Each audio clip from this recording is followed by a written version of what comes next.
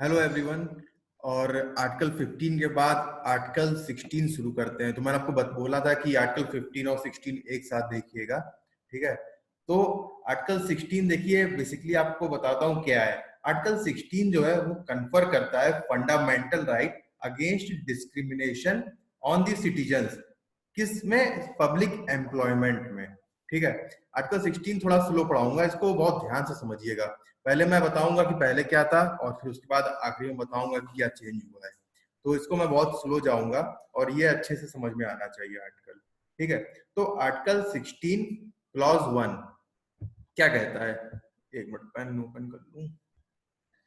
हाँ, देखिए article 16 clause 1 कहता है कि there shall be equality of of किसकी? अपॉर्चुनिटी की।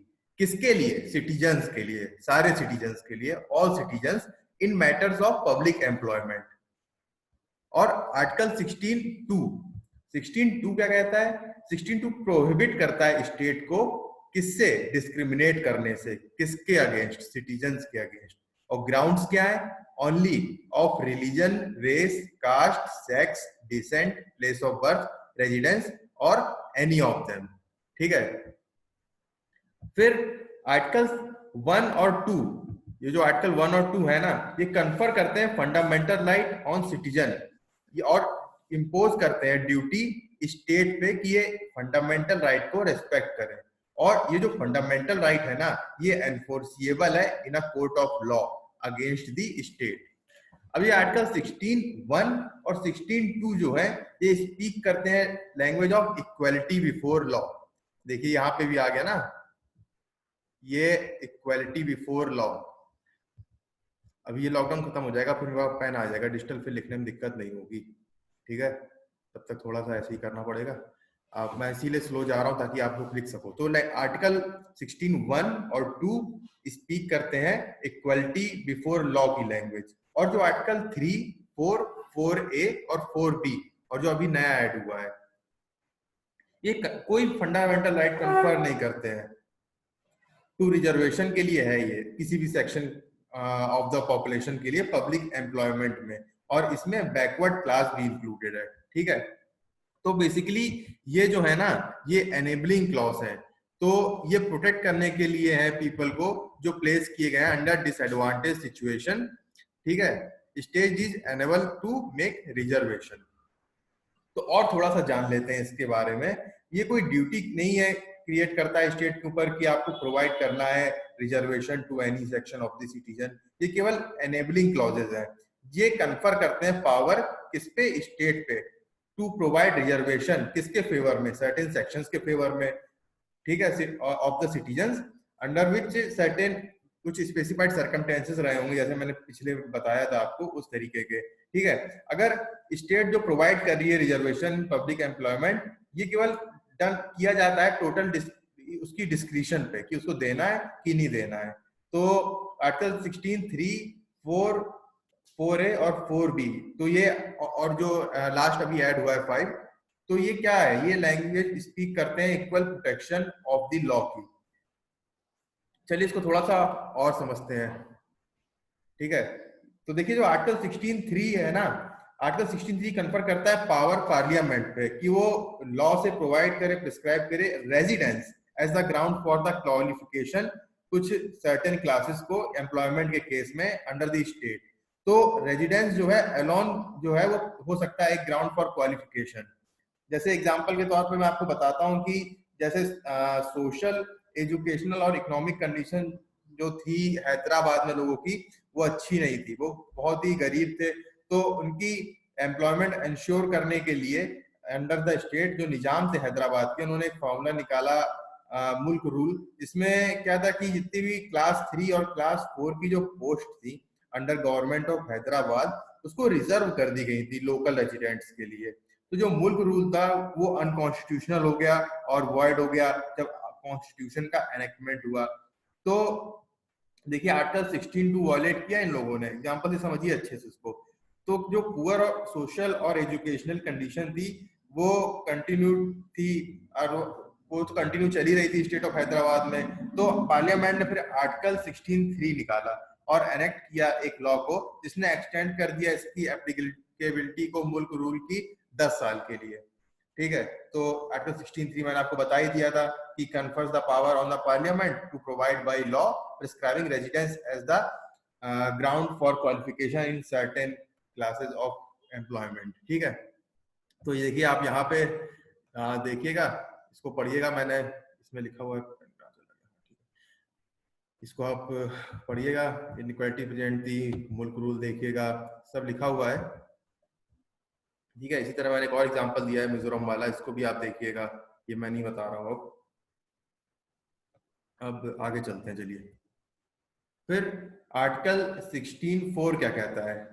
16(4) बेसिकली क्या है कि रिजर्वेशन पॉलिसी है फॉर बैकवर्ड क्लासेस। तो कन्फर करता है ये power on the state to make special provision by reserving seats in favour of backward class of citizens in matter of public employment. तो अगर स्टेट के ओपिनियन में जो बैकवर्ड क्लास है, अगर उनको एडिक्वेटली रिप्रेजेंट नहीं किया पब्लिक एम्प्लॉयमेंट में, तो फिर ये आर्टिकल 16(4) इन्वोक कर सकते हैं। ठीक है, देखिए, adequate representation of backward classes. तो इसके बारे में देखिए मैं थोड़ा बता देता हूँ, थोड़ा इसमें लिखा हुआ है, थोड़ा मैं बता देता हूँ कि क्या था। जब ये रिजर्वेशन पॉलिसी गवर्नमेंट की बैकवर्ड क्लास के फेवर में चैलेंज की गई थी सुप्रीम कोर्ट के अगेंस्ट में, ये केस ध्यान रखिएगा, कौन सा केस था? Indira Sawhney versus union of India 1992 case में। तो सुप्रीम कोर्ट जो था, while upholding the policy as constitutionally valid, उसने कहा कि any such reservation policy shall have to satisfy the following constitutional requirement, कुछ कॉन्स्टिट्यूशनल रिक्वायरमेंट फॉलो करनी पड़ेगी। और वो क्या थी? वो ये थी कि जो बैकवर्ड क्लास है वो सोशली और एजुकेशनली बैकवर्ड होनी चाहिए रिजर्वेशन के लिए। ठीक है, और क्या था, जो बैकवर्ड क्लास थी उनको नॉट एडिक्वेट रिप्रेजेंटेशन अगर है पब्लिक एम्प्लॉयमेंट में तो वो होना चाहिए। देखिए, नॉट एडिक्वेटली रिप्रेजेंटेड, अगर ये इन्होंने बोला कि अगर एक बार एडिक्वेटली रिप्रेजेंट हो गया है तो रिजर्वेशन जो है उसको रिमूव कर देंगे। ठीक है, नॉट प्रोपोर्शनल रिप्रेजेंटेशन, ठीक है, दोनों अलग अलग है, प्रोपोर्शनल रिप्रेजेंटेशन और एडिक्वेट रिप्रेजेंटेशन। एडिक्वेट रिप्रेजेंटेशन जो है ना वो बहुत सब्जेक्टिव है और वेग है, ज्यादा क्लियर नहीं है इसके बारे में। फिर एक कॉन्सेप्ट आया क्रीमी लेयर का, उसको अप्लाई किया गया among OBCs and socially and educationally advanced section among the OBCs, उनको आइडेंटिफाई किया जाए और उनको रिमूव किया जाए। ऐसा क्रीमी लेयर का एक कॉन्सेप्ट बोला गया लाने के लिए। ठीक है, तो फिर उसके बाद ये देखिए, overall reservation in favour of backward classes should not exceed 50%। अभी मैं आपको वर्टिकल हॉरिजॉन्टल रिजर्वेशन के बारे में बताऊंगा क्या होता है। ठीक है, जैसे reservation in favour of women और ये फिजिकली हैंडीकैप्ड, ये कास्ट के बेसिस पे नहीं है। ठीक है, तो ये ग्रेटर देन 50% हो सकते हैं, लेकिन अगर इस चीज के बेस पे है तो केवल 50% रिजर्वेशन रहेगा। ये अलग है, वुमेन और फिजिकली हैंडीकैप्ड, इसको मत देखिएगा। फिर सुप्रीम कोर्ट ने कहा कि जो 10% ऑफ द सीट्स हैं वो रिजर्व है सेंट्रल गवर्नमेंट में एम्प्लॉयमेंट में इन favour of economically backward citizens among the upper caste. और ये जो उस टाइम पे आया था ना कि 10% सीट रिजर्व करनी है ये सेंट्रल गवर्नमेंट एम्प्लॉयमेंट में, और किसके फेवर में? इकोनॉमिकली बैकवर्ड सिटीजन्स के, अपर कास्ट के। तो इसको उस टाइम पे अनकॉन्स्टिट्यूशनल और वर्ड बोल दिया गया था पहले, क्योंकि there is no constitutional section to provide reservation on this law. पहले की बात कर रहा हूं। अब देखिए आगे क्या है, ये देखिए, और जो रिजर्वेशन जो दिया जा रहा है ना वो ओवरऑल एफिशिएंसी को इफेक्ट नहीं करना चाहिए। ये देखिए थोड़ी थोड़ी इंफॉर्मेशन है, इसको आप पढ़ लीजिएगा और कुछ नहीं समझ में आए तो एक बार पूछ लीजिएगा, लेकिन पढ़ लीजिएगा, ये आपको मिलेंगी नहीं जैसे छोटी छोटी चीजें कि माइनॉरिटी का क्या है और कैसे रहता है, इसको देख लीजिएगा।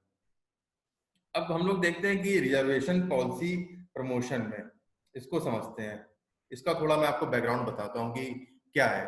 देखिए 1950 से क्या हुआ था कि जो सेंट्रल और स्टेट गवर्नमेंट थी वो रिजर्वेशन प्रोवाइड कर रहे थे एससी और एसटी के फेवर में पब्लिक एम्प्लॉयमेंट में, और किस ग्राउंड पे प्रोवाइड कर रहे थे कि they are not adequately represented in decision making level of bureaucracy.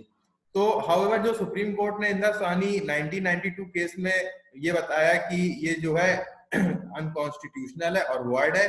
किस ग्राउंड पे? उन्होंने आर्टिकल 16(4) का 4 बोला कि वो अलाउ करता है स्टेट को to provide reservation for backward class only at the entry level. Entry level मतलब at the time of recruitment और into public employment, but not subsequently, और उसके बाद नहीं। फिर पार्लियामेंट ने एनेक्ट किया 77th कॉन्स्टिट्यूशनल अमेंडमेंट एक्ट 1995, जिसने इंट्रोड्यूस किया आर्टिकल 16(4)A, जिसने कहा कि ये पावर है स्टेट में to provide reservation in proportion in favour of SC ST। तो सुप्रीम कोर्ट ने एक केस था M Nagarajan versus union of India 2006 में, उन्होंने अपहेल्ड किया कॉन्स्टिट्यूशनल वैलिडिटी इसकी आर्टिकल 16(A) की, और उन्होंने कहा कि ये जो रिजर्वेशन पॉलिसी है ना, ये 3 कॉन्स्टिट्यूशनल रिक्वायरमेंट को फुलफिल करनी चाहिए। और वो क्या थी? देखिए, एम नागराजन केस याद रखिएगा, ये 77 कॉन्स्टिट्यूशनल अमेंडमेंट एक्ट याद रखिएगा, आर्टिकल 16(4)A। और तो उन्होंने बोला कि 3 चीजें फुलफिल करेंगी तभी। तो वो 3 चीजें क्या थी कि जो SC ST है वो सोशली और एजुकेशनली बैकवर्ड होने चाहिए, पहली कंडीशन ये थी। दूसरी कंडीशन थी कि जो SC ST है ना, ये अगर एडिक्वेटली रिप्रेजेंटेड नहीं है पब्लिक एम्प्लॉयमेंट में तब ये कर सकते हैं। और तीसरा था कि सच रिजर्वेशन पॉलिसी जो है does not affect the overall efficiency. Overall efficiency को नहीं वो खराब होनी चाहिए, वो ऐसे ही मेंटेन रहनी चाहिए। चलिए, ये हो गया। इसके बाद ये सुप्रीम कोर्ट ने ये भी कहा था कि अगर स्टेट जो है वो फेल हो जाती है कोई क्वांटिफाइबल डेटा प्रोवाइड करने में इन 3 कॉन्स्टिट्यूशनल रिक्वायरमेंट को, तो सच रिजर्वेशन पॉलिसी जो है उसको अनकॉन्स्टिट्यूशनल और वॉइड वो घोषित करेगी वो। फिर अब डिस्कस करते हैं वर्टिकल रिजर्वेशन क्या कहता है। वर्टिकल रिजर्वेशन के बारे में देखते हैं। थोड़े दिन और जाइए, पेन आ जाएगा तो जितना बोल रहा हूँ वो भी लिख दिया करूंगा इसमें। तो वर्टिकल रिजर्वेशन कहता है कि जो ओवरऑल रिजर्वेशन है इन फेवर ऑफ बैकवर्ड क्लासेस वो 50% से ज्यादा एक्सीड नहीं करना चाहिए। देखिए पहली लाइन में यही लिखा हुआ है, शुड नॉट एक्सीड 50%। फिर क्या है कि ये कॉन्स्टिट्यूशनल रिक्वायरमेंट थी जो सुप्रीम कोर्ट ने प्लेस की थी इंदिरा साहनी केस में, और वो सेटिस्फाइड होनी चाहिए by any reservation policy in order to be constitutionally valid. अब ये देखिए कैरी फॉरवर्ड पॉलिसी क्या होता है। कैरी फॉरवर्ड पॉलिसी जो है वो SC ST के लिए है, OBC के लिए नहीं है। तो इसमें क्या था इसका मैं आपको बताता हूँ। जैसे मान लीजिए since many vacancies of SC ST जो है वो वैकेंट चली जाती है, तो क्या होता है जो सीट्स है ये सीट्स जो है अभी उसको फिल कर देनी चाहिए, लेकिन ऐसा नहीं होता है। ये वायलेशन हो गया वर्टिकल रिजर्वेशन का। जैसे मान लीजिए 100 सीट है और 15 सीट जो है वो SC की है और 8 सीट जो है ST की है, तो और 5 सीट मान लीजिए वैकेंट रह गई हैं और इसमें जो है वो 3 सीट वैकेंट रह गई। तो ये जो कैरी फॉरवर्ड पॉलिसी है ना, तो ये अगले साल 8 वैकेंसी ना ऐड हो जाएंगी। ठीक है, तो पार्लियामेंट तो गवर्नमेंट ने कहा कि अब ये देखिए अगर सीटों को टोटल जोड़े तो ये 57 टोटल सीटें हो गई और 108 ये थी, तो 50% से ज्यादा हो गया रिजर्वेशन, तो ये वायलेशन हो गया इनका। तो पार्लियामेंट ने 81st constitutional amendment act 2000 introduce किया, इसमें आर्टिकल 16(4) भी डाला। इसमें क्या है ना, दो सेट ऑफ उन्होंने कहा कि दीज 2 सेट ऑफ वैकेंसीज जो है वो उनको डिफरेंटली ट्रीट किया जाएगा। जो पीछे से कैरी फॉरवर्ड होके आ रही ना, जो सीट खाली थी और भरी नहीं थी, इसको अलग से ट्रीट करेंगे, इसको सेम ट्रीट नहीं करेंगे। ठीक है, तो 81st कॉन्स्टिट्यूशनल अमेंडमेंट एक्ट 2000 था, उससे आर्टिकल 16D आया और जो एसेंशियली प्रोवाइड करता था कि जो वैकेंसी जो फॉल हो रही हैं अंडर कैरी फॉरवर्ड पॉलिसी, वो सेल ऑलवेज रिमेन सेपरेट, वो हमेशा अलग होनी चाहिए रेगुलर वैकेंसीज से और falling in the particular year. ठीक है, और उनको क्लब नहीं किया जाना चाहिए। फिर उसके बाद देखिए जो तमिलनाडु गवर्नमेंट की रिजर्वेशन पॉलिसी जो थी, वर्टिकल रिजर्वेशन जो था वो आए 1992 में वहां, और पहले वहां पे कोई प्रॉब्लम नहीं थी। तो तमिलनाडु रिजर्वेशन एक्ट 1994 वाज उसको चैलेंज किया गया, तो 9th शेड्यूल में प्लेस कर दिया गया कॉन्स्टिट्यूशन के। और 9th शेड्यूल आपको पता ही है कि फर्स्ट कॉन्स्टिट्यूशनल अमेंडमेंट एक्ट से आया था to prevent land reform from judicial review. ये आईआर कोएलो एंड अदर्स, ये मैंने आपको बताया ही था एक वीडियो में पहले, ठीक है। इसने चैलेंज कर दिया था कॉन्स्टिट्यूशनल वैलिडिटी किसकी, 9th शेड्यूल की। तो सुप्रीम कोर्ट ने कहा कि since the doctrine of basic structure came into being in Kesavananda Bharati case in 24 April 1973, anything placed in after this is subject to judicial review। तो 24 अप्रैल 1973 के बाद जो भी आएगा वो जुडिशियल रिव्यू उसमें हो सकता है। इस समय 66 जो सब्जेक्ट्स थे वो 1973 के पहले रखे गए थे इसमें, और बाद में लगभग 218 थे, और अब वो सब्जेक्ट टू जुडिशियल रिव्यू है। चलिए, अब मैं आपको हॉरिजॉन्टल रिजर्वेशन बता देता हूँ क्या होता है। हॉरिजॉन्टल रिजर्वेशन ये होता है कि रिजर्वेशन विद इन रिजर्वेशन, समझे। रिजर्वेशन विद इन रिजर्वेशन को बोलते हैं हॉरिजॉन्टल रिजर्वेशन। जैसे ओबीसी जो है वो होमोजीनियस नहीं है। गुज्जर जो है ऑन बॉर्डर ऑफ ओबीसी और SC/ST है, वह बहुत पुअर है, एजुकेशनली बैकवर्ड है, तो they could not compete with other OBC in Rajasthan. तो जो राजस्थान गवर्नमेंट है उसने ओबीसी को भी सब डिवाइड कर दिया है, जैसे स्पेशल बैकवर्ड क्लास और अदर बैकवर्ड क्लास। ओबीसी का टोटल रिजर्वेशन है 27%। अब इसने 27% में देखिए 5% जो है वो स्पेशल बैकवर्ड क्लास को दे दिया है, और 22% जो है वो अदर बैकवर्ड क्लास को दे दिया है। तो यहाँ पे देखिए यही ओरिएंटल है। तमिलनाडु में देखिए कैसे है, ये देखिए 20%, 3% मुस्लिम्स को और रेस्ट 27% ओबीसी को, इस तरीके से। तो जो सेक्शन है बैकवर्ड क्लास पॉपुलेशन का, उसको फर्दर डिवाइड कर दिया गया है, ठीक है, उसको फर्दर डिवाइड कर दिया गया है, और सब ग्रुप्स में, और डिस्ट्रीब्यूट कर दिया गया कोटा सीट्स को, ठीक है। तो हॉरिजॉन्टल रिजर्वेशन ये हो गया।